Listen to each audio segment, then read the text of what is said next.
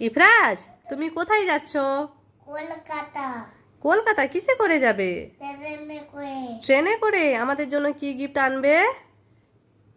আমি আগে ট্রেনে উঠি, তখন তোমাকে গিফট দেব। ওকে। মাম্মি, এই নাও তোমার গিফট। দাও। পাপার জন্য কি গিফট আছে? দাও। এই নাও।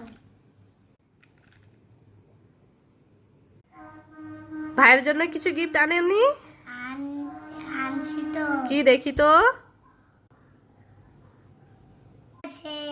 তুমি গিফট গুলো দেখো, আমি আবার পরে গিফট দেব। ওকে। ইফরাজ ভাইয়ের জন্য ওয়াটার বটল পাঠিয়েছে, পাপার জন্য একটা সানগ্লাস পাঠিয়েছে, আর মাম্মির জন্য